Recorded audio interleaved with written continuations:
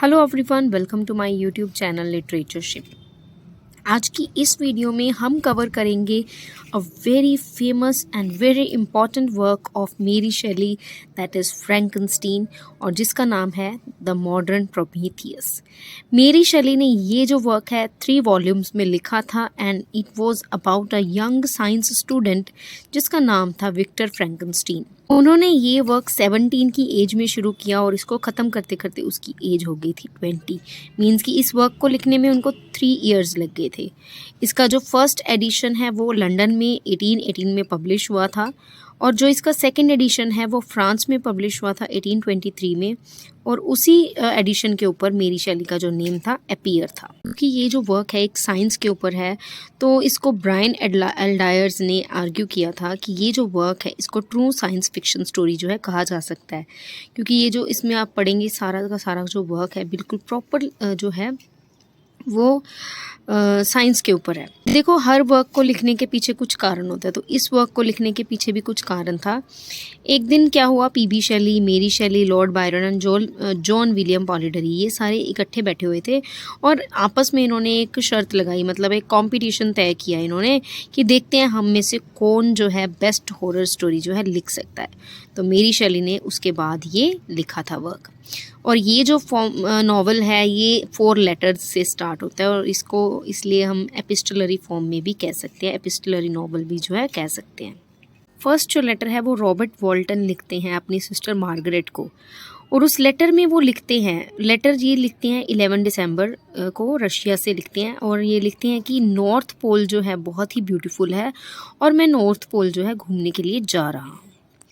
तो फिर वो अपना सेकंड लेटर लिखते हैं 28 मार्च रशिया से ही अपनी सिस्टर मार्गरेट को कि सी जो है बहुत ही ब्यूटीफुल है, ठीक है, बट ये उतना ही ब्रूटल भी है कि जितना समुद्र जो है जितना मतलब सुंदर होता है उतना ही वो ब्रूटल भी होता है, उसका खतरा भी बहुत होता है। तो थर्ड लेटर जो है ये लिखते हैं मार्गरेट को 7 जुलाई, और उसमें ये क्लियर वेदर की डिस्क्रिप्शन देती हैं कि अब जो वेदर है बिल्कुल ही क्लियर हो गया है, तो उसका डिस्क्रिप्शन वो उस लेटर में देती है। फोर्थ लेटर में ये सारी की सारी जो स्टोरी है विक्टर फ्रैंकनस्टीन की वो सारी इसको बताते हैं। तो let's start the letter number 4। इस 4th लेटर में ही सारी स्टोरी जो आपको समझ आएगी। तो 4th लेटर में रॉबर्ट क्या लिखते हैं कि जब हम सी वॉयज के लिए जा रहे थे तो मैंने और मेरे क्रू मेंबर्स ने क्या देखा, एक बहुत ही गाइगेंटिक फिगर, मतलब कि एक बहुत ही बड़ा विशाल इंसान देखा उन्होंने, जिसको वो मॉन्स्टर कह सकते हैं, और उसके साथ एक डॉग भी देखा जो कि बिल्कुल ही अद्भुत था, जो मतलब कि हमें समझ नहीं आ रहा था कि ये रियल है या मॉन्स्टर है या भूत है या क्या है। नेक्स्ट डे कोइंसिडेंस होता है कि उनका जो क्रू मेंबर्स हैं, रॉबर्ट वॉल्टन और उनके जो क्रू मेंबर्स हैं, वो एक पर्सन को रेस्क्यू करते हैं। वो जिसको रेस्क्यू करते हैं उसका नाम होता है विक्टर फ्रैंकनस्टीन। कोइंसिडेंस क्या होता है कि वो जो पर्सन है विक्टर फ्रैंकनस्टीन जिसको बचाया जाता है क्रू मेंबर्स के द्वारा, वो उसी विशाल, उसी गाइगेंटिक फिगर, उसी मॉन्स्टर की तलाश में होता है जिसको एक दिन पहले क्रू मेंबर्स और रॉबर्ट वॉल्टन ने देखा था। तो अब क्या होता है, विक्टर जो है क्रू मेंबर्स को बताता है। जब विक्टर को ये पता चलता है कि उन मेंबर्स ने उस फिगर को, उस मॉन्स्टर को एक दिन पहले देखा था, तो फिर वो उनको अपनी सारी स्टोरी सुनाता है। वो सब उससे पूछते हैं कि तुम उसे क्यों ढूंढ रहे हो, तुम्हारा उसे ढूंढने का क्या कारण है, तुम्हारा उससे क्या रिलेशन है। तो विक्टर जो है अपनी सारी की सारी स्टोरी जो है क्रू मेंबर्स को बताता है।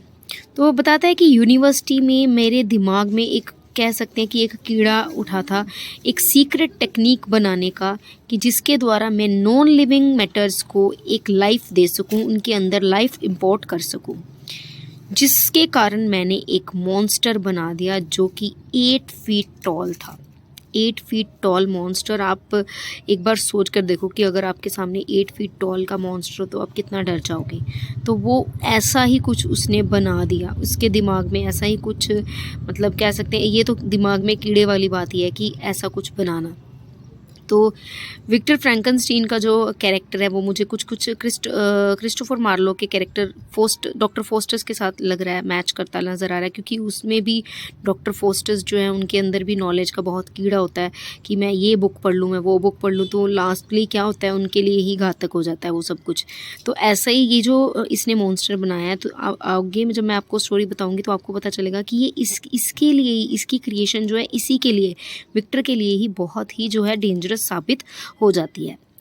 अब विक्टर जो है वो बताता है कि वो बना तो दिया उसने मॉन्स्टर को, और वो बहुत ही ज़्यादा अनसेटिस्फाइड था उसकी मतलब क्रिएशन, विक्टर की क्रिएशन से मॉन्स्टर जो है अनसेटिस्फाइड था, इसलिए वो वहाँ से भाग जाता है।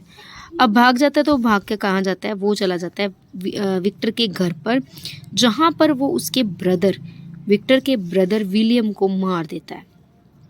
क्यों मार देता है? क्योंकि वो विक्टर से बदला लेना चाहता है, क्योंकि उसे अपनी जो क्रिएशन है मॉन्स्टर को, अपनी खुद की शक्ल, मॉन्स्टर को अपना सब कुछ पसंद नहीं होता है। तो वो बनाने के पीछे किसका हाथ होता है? विक्टर का। तो वो उससे बदला लेना चाहता है और वो उसके घर जाकर उसके ब्रदर विलियम को जो है मार देता है। अब विक्टर जो है उसे बहुत ज़्यादा दुख होता है और साथ ही साथ उसे गिल्ट भी होता है। दुख उसे इस बात का होता है कि वो अपना भाई खो चुका होता है, और गिल्ट उसे इस बात का होता है कि उसके भाई को मारा है मॉन्स्टर ने, और मॉन्स्टर को किसने क्रिएट किया? विक्टर ने। तो अल्टीमेटली वो ही उसका जो है कातिल है। और उसको एक गिल्ट हो रहा होता है कि अब जो विलियम है उसको मारा है तो मॉन्स्टर ने है, लेकिन उसके जो घर वाले हैं, विलियम के जो घर वाले हैं, वो उसके मेड पर शक करते हैं, तो उसको भी जो है जेल हो जाती है और उसको फांसी की सज़ा सुनाई जाती है, तो उसको भी फांसी हो जाती है।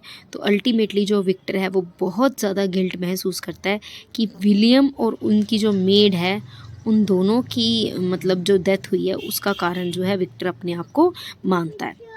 अब मॉन्स्टर को वो मिलना चाहता है कि क्या रीज़न है, तुम ऐसे मेरे परिवार के क्यों पीछे पड़े हुए हो। तो मॉन्स्टर को जब वो मिलता है विक्टर, तो विक्टर उसकी भी स्टोरी सुनता है। वो बताता है विक्टर को कि मेरी जो फिज़िकल अपीयरेंस है, तुमने मुझे बनाया है तो तुम ही मेरे लिए सब कुछ करो। मेरी जो अपीयरेंस है इतनी हीडियस है, इतनी डरावनी है कि मैं अगर किसी से बात भी करना चाहता हूँ ना, तो मेरे से कोई बात नहीं करता। अगर मैं किसी से प्यार से बात करना चाहता हूँ तो भी मेरे साथ कोई बात नहीं करता। Whether it be a man, women, child, kid, कोई भी है, मेरे साथ कोई भी बात नहीं करना चाहता, क्योंकि मैं बहुत बुरा दिखता हूँ, और इसका कारण हो तुम, क्योंकि तुमने ही मुझे बनाया है। और अगर तुमने मुझे बनाया है, मेरे साथ मैनकाइंड में मतलब इंसानों में से तो कोई मेरे साथ बात नहीं करता है, तो मुझे एक और मॉन्स्टर बना के दो, शी मॉन्स्टर बना के दो, जिसके साथ मैं रह सकूं, जिसके साथ मैं बात कर सकूं, अपना समय बिता सकूं, अपनी लाइफ जो है स्पेंड कर सकूं। तो विक्टर उसकी इस बात के लिए सोचता है कि एक पल के लिए उसको लगता है कि हाँ, मॉन्स्टर बिल्कुल सही कह रहा है, उसको बनाया मैंने है, मैं उसका क्रिएटर हूँ, तो मैं ही उसकी हर चीज़ के लिए ज़िम्मेवार हूँ, तो मुझे ही उसके लिए कुछ करना चाहिए। तो वो सोच लेता है कि ठीक है, मैं बना देता हूँ, मैं तुम्हें एक जो है मेट बना दूँगा, लेकिन तुम मुझे प्रॉमिस करो कि तुम हमेशा हमेशा के लिए यहाँ से बहुत दूर चले जाओगे और मुझे बिल्कुल भी मेरी लाइफ में, मेरी फैमिली में कोई भी प्रॉब्लम क्रिएट नहीं करोगे। तो मॉन्स्टर जो है उसकी बात मान लेता है। मॉन्स्टर कहता है कि मैं अपना जो प्रॉमिस है वो पूरा करूँगा, लेकिन तुम्हें उसके लिए मुझे एक मेट जो है देनी होगी। तो वो विक्टर जो है उसके लिए मान जाता है, लेकिन मन ही मन में उसके एक ख़्याल आता है कि अगर मैंने इसका एक मेट बना दिया, अगर इसने अपना प्रॉमिस पूरा नहीं किया, तो ये बहुत गलत भी साबित हो सकता है। अभी एक मॉन्स्टर ने मतलब मेरी लाइफ में उथल-पुथल मचा दी है, और अगर ये 2 हो जाएँगे, 2 से 3 होंगे, 4 होंगे, अपनी एक फैमिली बनाएँगे, उसके बाद ये एक तरह से अपनी एक क्रिएशन बना लेंगे, तो मेरे लिए और इस वर्ल्ड के लिए ये बहुत ही गलत होगा, बहुत ही डेंजरस जो है साबित होगा। अब विक्टर जब ये बात सोचता है कि ये इनको क्रिएट करना 2 से इनका अगर मैं एक शी मॉन्स्टर बनाता हूँ, तो ऐसा करने से जो मैनकाइंड को बहुत भारी नुकसान जो है उठाना पड़ सकता है। तो नेक्स्ट डे जो विक्टर है वो मॉन्स्टर को मेट देने से मना कर देता है कि मैं तुम्हें कोई भी मेट जो है नहीं बना कर दूंगा, मैं तुमसे ही बहुत परेशान हूँ, तो मैं तुम दो को नहीं झेल सकता हूँ। तो मॉन्स्टर को इसके ऊपर बहुत गुस्सा आता है। वो बदला लेने के लिए क्या करता है, उसके फ्रेंड हेनरी क्लर्वल को, विक्टर के फ्रेंड हेनरी क्लर्वल को मार देता है। अब जब वो उसको मार देता है तो उसका जो सारा ज़िम्मा है, उसका जो मतलब एक्यूज़ है वो विक्टर के ऊपर लगाया जाता है और विक्टर को जेल हो जाती है। अब विक्टर जेल से जब छूटता है तो वो जेल से छूटते ही एलिज़ाबेथ से शादी कर लेता है, क्योंकि उसे बहुत डर होता है कि मैं एलिज़ाबेथ से शादी कर लूँ और शादी करने के बाद मैं कहीं दूर चला जाऊँ ताकि इस मॉन्स्टर से जो है मेरा जो पीछा है छूट जाए। तो जैसे ही वो एलिज़ाबेथ से शादी करता है, उसी रात को वो मॉन्स्टर जो है आकर एलिज़ाबेथ को भी मार देता है। अब इसके बाद क्या होता है, विक्टर के जो फादर होते हैं वो बहुत ही सदमे में चले जाते हैं, क्योंकि एक तो विलियम की डेथ हो जाती है, उसके बाद जस्टिन मैंने जो आपको बताया था कि इनकी मेड है जिसको कि फांसी की सज़ा सुनाई गई थी विलियम के मर्डर के कारण, तो वो उसकी डेथ हो जाती है। उसके बाद थर्ड जो है हेनरी क्लर्वल जो कि विक्टर के फ्रेंड होते हैं उसकी डेथ होती है, एंड लास्टली एलिज़ाबेथ की डेथ। इन चारों डेथ से जो विक्टर के फादर हैं बहुत ही सदमे में आ जाते हैं और इसी सदमे से उनकी डेथ जो है हो जाती है। अब विक्टर उसको ढूंढता ढूंढता नॉर्थ पोल में पहुंचता है और वो उसको मार नहीं पाता और वो एक तरह से वैनिश हो जाता है, जिसके बाद क्रू मेंबर्स जो हैं, रॉबर्ट और उसके क्रू मेंबर्स जो हैं उसको बचाते हैं। तो ये सारी स्टोरी सुनने के बाद रॉबर्ट जो है बहुत ही परेशान होता है, क्रू मेंबर्स बहुत ही परेशान होते हैं कि विक्टर की प्लाइट के ऊपर उनको बहुत ही तरस आता है। अब कैप्टन वॉल्टन जो है इस आगे कंक्लूडिंग नैरेटिव देते हैं। अब उन्होंने देखा कि जो मॉन्स्टर है वो रो रहा है। वो क्यों रो रहा है? विक्टर की डेड बॉडी के ऊपर वो रो रहा है और वो वचन लेता है कि मैं खुद को मार दूंगा, क्योंकि मेरी वजह से मेरे क्रिएटर ने अपनी जान दी है, तो मैं भी खुद को जो है मार दूंगा। मेरे जीने का जो है कोई भी मतलब नहीं है। Was all about the novel Frankenstein. I hope you like it. So before ending, I will tell you the famous quotation of this work, that is, how I then a young girl came to think of and to dilate upon so very hideous an idea. This was the famous quotation in the work Frankenstein. I hope you like it. If so, please do like, share and subscribe my channel for such videos. Thank you for watching this.